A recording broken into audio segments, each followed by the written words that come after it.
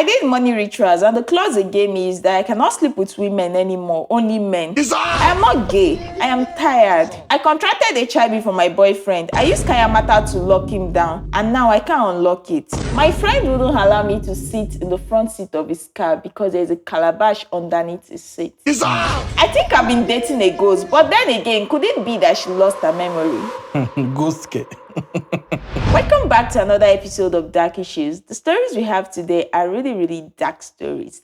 Just sit back and let's get started. My friend wouldn't allow me to sit in the front seat of his car because there's a calabash underneath his seat. I read your last dark issue about how girls are being used for rituals in Ekiti. And I am a guy, and for real, they use guys a lot.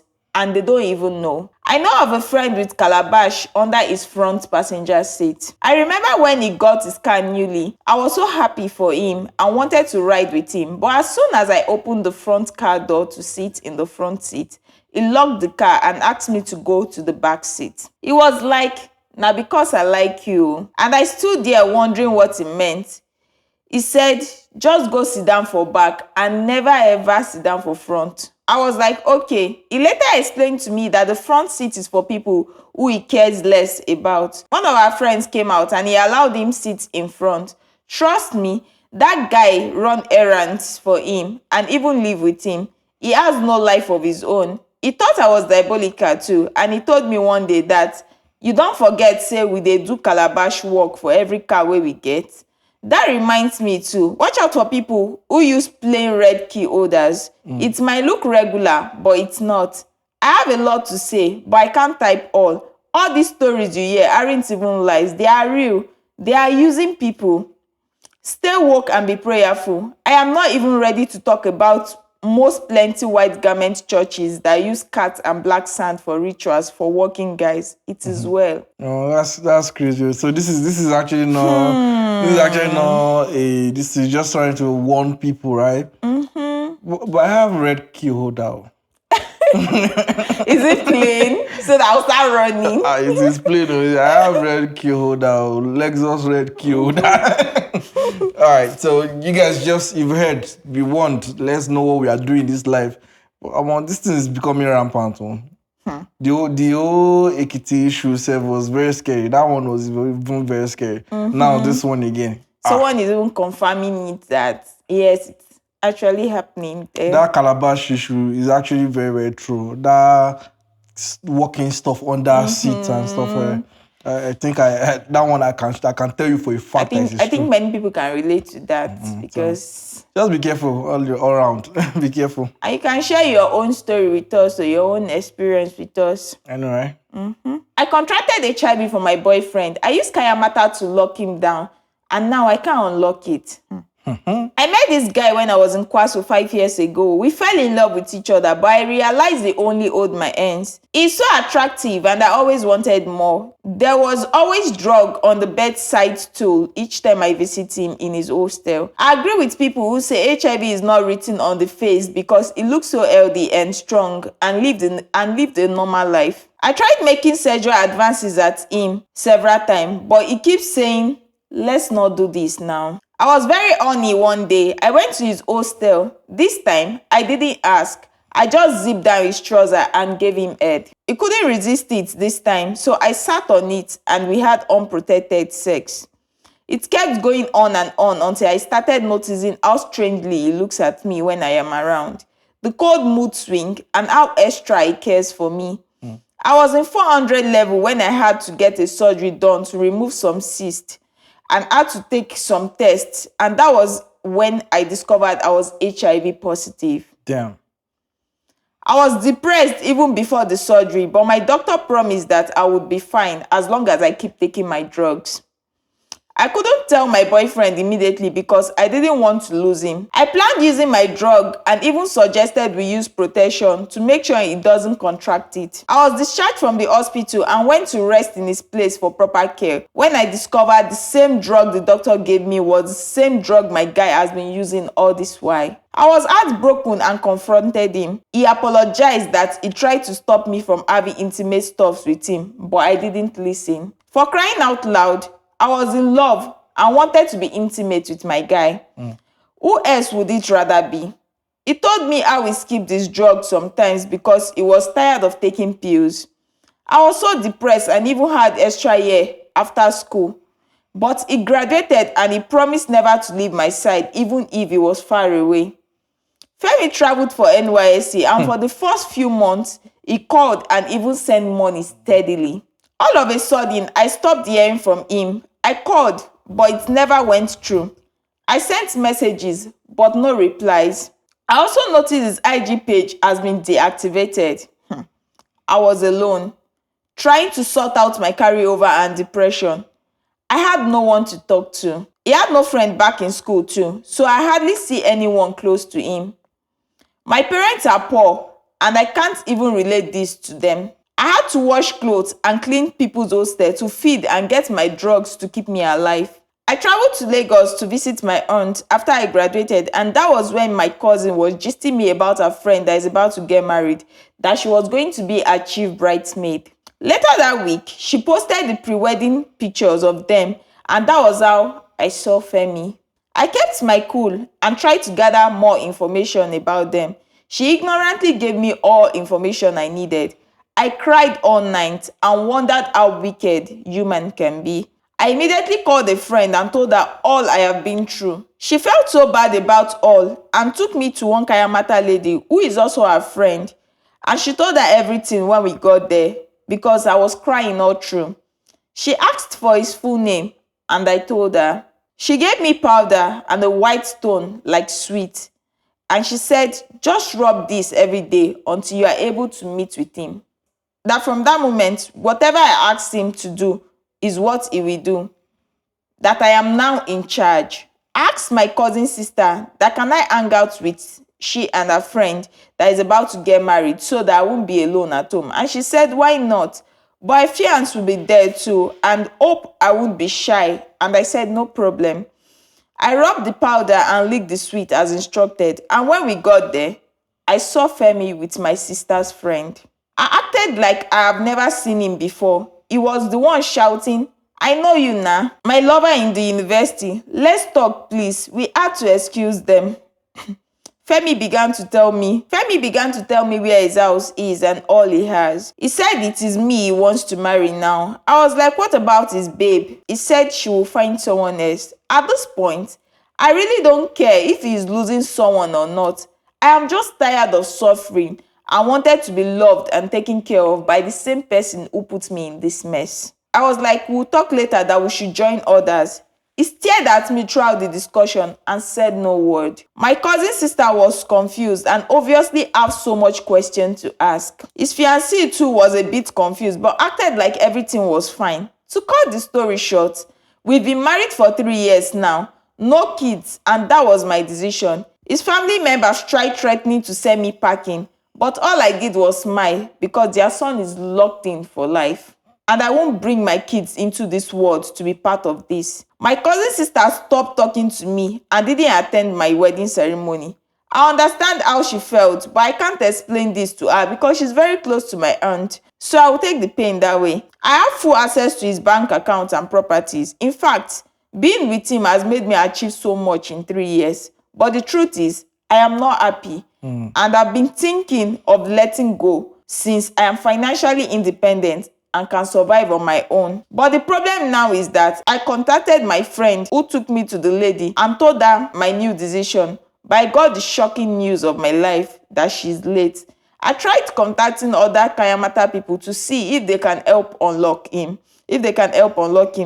But they said they do their work differently and they can't be too sure of how it was done and wouldn't like to complicate the issue on ground. The Kayamata will expire in 10 years' time and I will be back to what made me go this length. How do I get out of this? Oh, this is actually very crazy. It's actually where there are like plenty sides to the story from the guy. I don't know who to blame. I don't know who to blame. I swear that's what I was about to say. I don't know who to blame, if it's the guy or the lady, because now the guy is at fault for not telling the lady that you're dating that you have HIV, and then she too was wrong she's not wrong for wanting intimacy from her boyfriend. So I think it's still the guy that messed up, See the guy that messed up, and then after that first time, he still continued to do it. And it's crazy. Till she actually contracted the HIV. It's actually pretty sad. It's pretty sad. Now she has the HIV, and I feel like all she's doing now is kind of like revenge and all of that. She's tired. She's tired of the whole revenge stuff. Like, See, it doesn't really matter now. Since she doesn't have any kids, she doesn't have any children or anything. She can just carry since she has enough money now, she can just leave the marriage. it's not that easy now. I don't know. Because the guy, you know how this, according to what I heard, though, because I don't know much about Kayamata, whatever. But this Kayamata thing will just make the guy glued to you. You understand? So if I decide if I travel out of the country, will follow me. It will follow you. Anyway, you're going, it will follow you now. Like, how will you not know that I'm in the spirit to go and tell him my location? The spirit, I don't know. It will always be around you. Like, it will be glued to you. I don't know. And then where I'm around now, if I go to Kazakhstan, it can make him run mad. Not seeing that girl will even complicate the whole issues. Kayamata is not even a good thing in the first place. So all this Kayamata stuff, they are repercussions. Share we guys will not go and look for our own version of Kayamata like this. Guys, the version that can prevent. Guys used to do their own, no. A version that can prevent. A version that can prevent. Just block anti-Kayamata. A version that can prevent all those things from happening. It's crazy. I don't know what to do. You guys should advise this lady in the comment section because I don't know. The guy was wrong. The lady too is wrong for doing the whole Kayamata thing. I know. It's all crazy. So I don't know who's to blame here. Moving on. Moving on.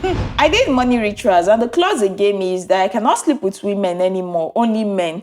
I am not gay. I am tired. It's okay to judge me, but trust me, poverty will make you feel like you are forbidden from even the common natural things in life. I was born into a very poor home, and when I mean poor, maybe the poorest of the poorest. That song. I have lived my life struggling to get the normal things of life. It was worse that I don't even care about being rich. I just want to be able to eat at least twice or once a day and have 2 clothes to change. Imagine a scenario where you have to go and steal vegetables just to cook so that you can eat after starving for days. Imagine going for a party where others accept food, but you are giving the remnants of what was left in people's plates. I would gather all and take it home to my siblings, and we will all eat. We only cook with meat if our trap catches bush rats. We ate vegetables with so much water than even the leaves. Onions was our own meat. That's even if it is in season and our neighbor can dash us. It became unbearable when we lost our parents. I am the oldest of my siblings and had to make sure they survived. It was harder. I went to sit very close to a river and saw some people who came for rituals. I saw a man who brought them there washing their heads in the river. I thought I might need to wash mine too. I went closer to where he was and knelt down and wailed. He stood still for some minutes and asked me to get up and follow him. I got to his house and he was the one telling me all my problems and about the death of my parents. I was surprised. He told me he would have to do many rituals for me and we need little money to get some stuffs. It was more difficult because I had no hope of getting money. I also asked if any bad thing was going to happen after the ritual. He was like, it's only good things that will start happening to me. But there is one problem. I cannot sleep with any woman for the rest of my life. If at all I want sex, I can only have it with men. I was like, if that is all, I was ready. He asked me to go and look for money and think it through, because there is no going back once it is done. It took me 2 weeks to get someone who needed laborer to work on his farm. It was just 2,500 naira I was looking for, but it took me 2 weeks to get it. I got the money and went back to him. I was ready. He did all, and within 2 weeks, I started seeing results. I started attracting helpers everywhere I go, and within 2 years, my life changed beyond my wildest imagination. All my siblings are now graduates and doing well for themselves. I can afford anything I want, except the fact that I cannot sleep with women. I became gay. and give guys who I have something with plenty money. I have changed a lot of guys' life. I am glad I am wealthy because where I am coming from is not a place anyone would wish for. I am tired of not being able to have what I want, even with all my wealth. I have been warned to. I am lost in between remaining rich for the rest of my life by abiding with all the warnings or going back to where I struggled out from. I don't want to sound selfish, but is there a way I can eat my cake and still have it in this situation? There's no way you can eat your cake and have it. Oh, you have already eaten the cake. Oh my God. Yeah, there's no way you can eat your cake and have it. It's already gone. It's already gone. It's already gone like that. There's nothing you can do about it again. You messed up now, bro.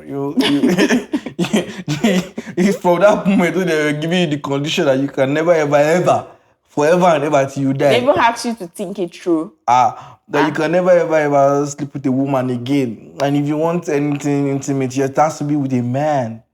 And you have been doing it. Bro, you can't eat your cake and have it. You can't eat your cake and have it. So they've already given you enough opportunity to think it through, and you thought it was wise for you to continue with the deal. So that's my own opinion, Shao. That's how I think about these things, because this is how you're going to continue, my guy. Just manage, okay? Manage. Try. Just manage. Chop rice. Guys, let us know what you guys can, how you can advise this kind of person. Because for me, chop rice. Don't chop rice. Continue. It's a sacrifice, yeah. Exactly. That's why it's a sacrifice, a ritual. So continue making your sacrifices. Or you want to be poor? Pick one, my guy. Pick one and let it go. Moving on. This last one. I think I've been dating a ghost, but then again, could it be that she lost her memory? Ghost care. I met this girl when I was working in a restaurant as a manager. She was always coming to wash plates for us, and then we give her food after. She was so pretty and cute. One day, I called her and tried to ask her why she was doing the job.